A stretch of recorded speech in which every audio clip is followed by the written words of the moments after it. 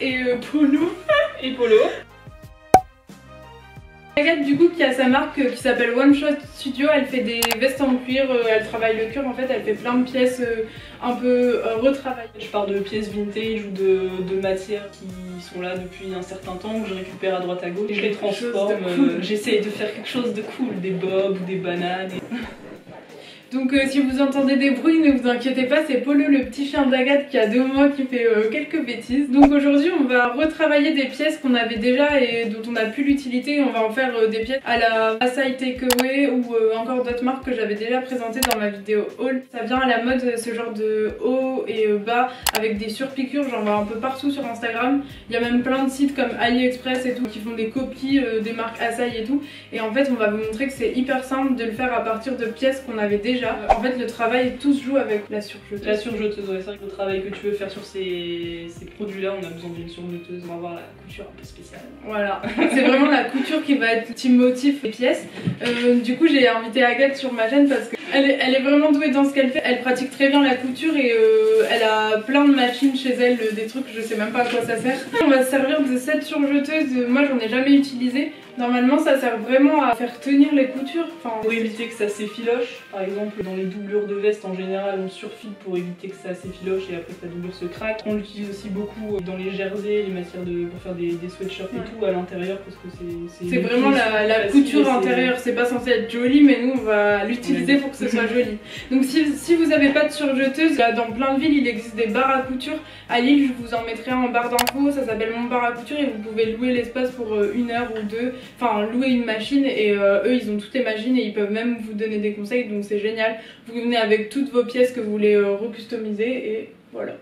Voilà. On va vous montrer sur ces 2 trucs là, on va pas les mixer ensemble en fait, on va juste faire les coutures à la surjeteuse.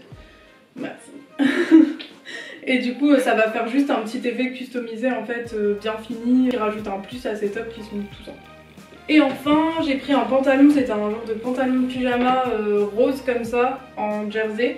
Et pareil on va faire des coutures tout du long et on va le rallonger aussi avec une pièce qu'on va rajouter. Donc voilà, je vais prendre la caméra et je vais vous montrer tout le process. Du coup Agathe, la surjeteuse ça marche comme une machine à coudre plus ou moins. C'est un peu plus compliqué qu'une machine à coudre. À enfiler par exemple. Je l'ai enfilée une fois dans ma vie et je ne la désenfilerai pas. Mais du coup comment tu vas faire pour le fil rouge? Pour fil rouge, en fait je vais couper là. Ouais. Tac. Et je vais faire un petit nœud et je vais tout tirer doucement. La technique. C'est de la triche, j'avoue, mais à enfiler une surjeteuse c'est assez compliqué. Ça a l'air hyper galère, effectivement.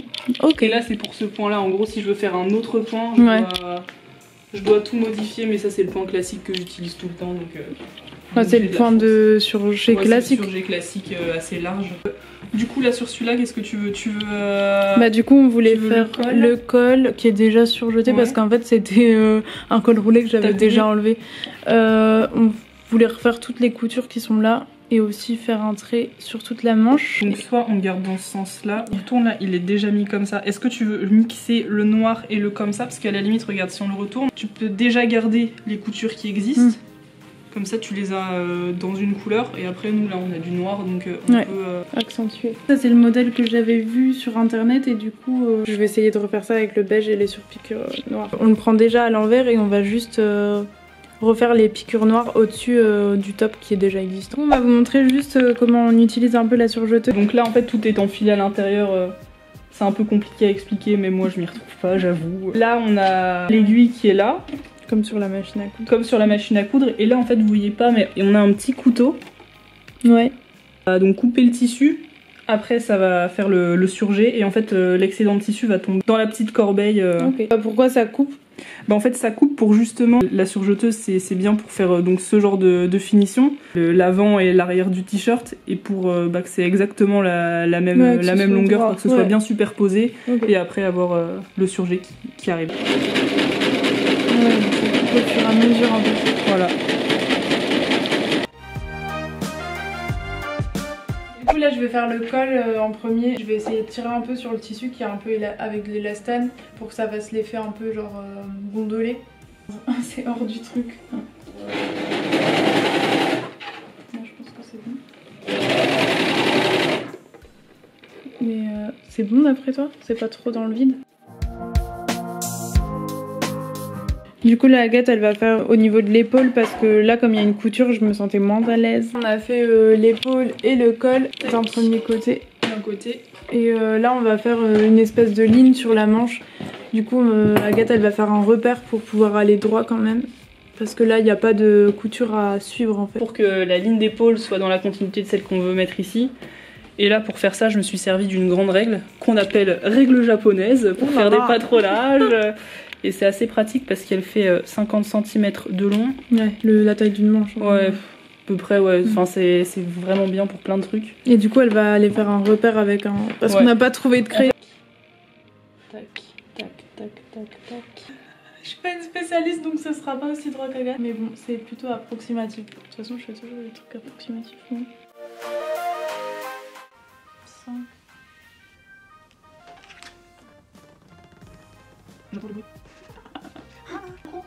Du coup, on va mettre juste un petit bout de cuir, vous allez voir comme ça, pour faire une genre d'étiquette.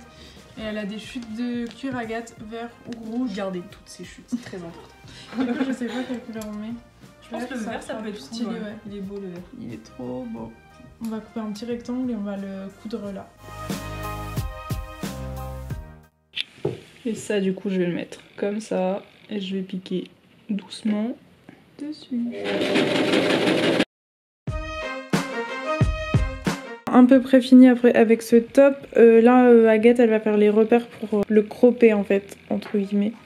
Parce que je voulais qu'il soit un peu plus court quand même. La petite étiquette en cuir, ça fait vraiment trop stylé. Ça rend trop bien. On a mis la petite étiquette en cuir là. Et tous les bords, ils sont un peu...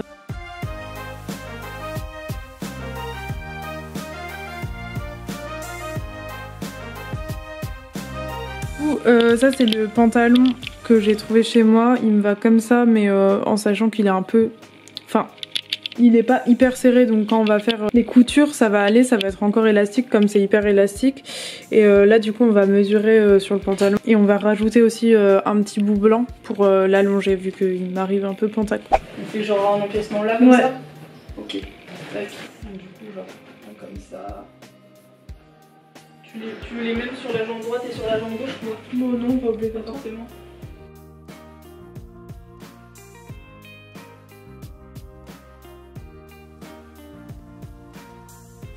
On commence à faire nuit. Agathe, elle a fait des petits nœuds pour pas devoir refaire, réenfiler toute sa machine. Là, on fait des petites mesures pour la partie qu'on va rajouter au pantalon. Au niveau mesure, Agathe, elle gère. Du coup, on met la partie blanche sur la partie rose et Agathe elle coupe. Là on voit pas le blanc mais on verra après. On est en train de continuer le pantalon. On fait les coutures extérieures, enfin c'est toujours le même principe hein, de toute façon. Et Agathe là, elle a rajouté du coup la partie blanche qui va permettre d'allonger le pantalon en sachant que là on s'était trompé, on l'a fait à l'envers. Du coup ce qui est bien avec cette technique c'est qu'on peut se tromper, on va refaire une couture comme ça et ça va pas se voir en fait qu'on s'est trompé. Là elle l'a bien fait de ce côté là. Ça rend trop bien le résultat là. Ouais c'est cool regarde, ça fait vraiment cool. Après à voir s'il va encore m'aller parce qu'à chaque fois ça rapetissit en fait quand on fait des... Pardon. Quoi? Je pensais que tu me parlais. On commence à fatiguer là. Ça fait depuis combien de temps qu'on y est? Je sais pas, ça prend énormément de temps enfin, en fait de faire les lignes comme ça là. Elle y est depuis tout à l'heure. Non, non. Polo il fait que des conneries. Bon, on a fini, il est 20h et on a fini que 2 pièces. Bon, c'est déjà très très bien. On va les essayer. Ça, après, on va croire que je suis pas efficace. Et c'était hyper long à faire. C'est comme si vous avez déjà fait du smog, c'est que des lignes à faire. Ça rend très bien, hein. On va pas se mentir. Si vous avez le temps, ça fait très beau. Hein. Canon. Bon, je vais les essayer et je vais vous montrer en vidéo ce que ça rend l'ensemble, mais c'est trop trop stylé. Bravo. C'était les tutos d'Agathe. J'imagine une pièce dessus là. Du coup le haut ça rend ça et le bas ce serait bien avec encore un peu plus de surjet. Mais ça rend déjà très bien, on pensait pas que ça allait rendre aussi. Vous voyez pas le bas, il est un peu loose.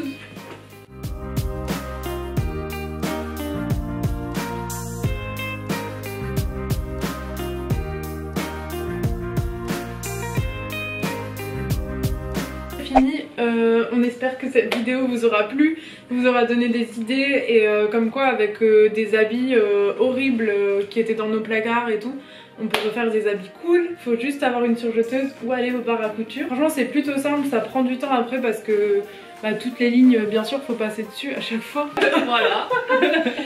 N'hésitez pas à aller follow Agathe sur One Shot Studio, aller regarder ses petites créations. Elle va bientôt faire des bobs en cuir réversible, trop stylé. Gros bisous à tous et à la prochaine vidéo.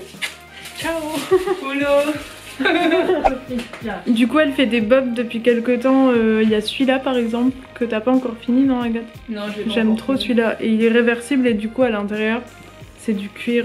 Elle avait aussi celui-là la dernière fois quand on a fait une vidéo avec Ticia, c'est toujours le même principe, une matière d'un côté et de l'autre côté c'est du cuir noir et là il y a des petites chaînes qui pendouillent. C'est trop cool. Voilà. Et du coup sur toutes les pièces de Agathe, elle les fait de A à Z en général. Et là c'est pareil, c'est du cuir de deux matières, argent et blanc. Et c'est tout mis à la, tout cousu à la main par Agathe en fait. Donc c'est vraiment ouf le travail qu'il y a dessus. Ça c'est le cuir qu'on a mis sur mon t-shirt, si vous reconnaissez, c'est le cuir vert. Voilà.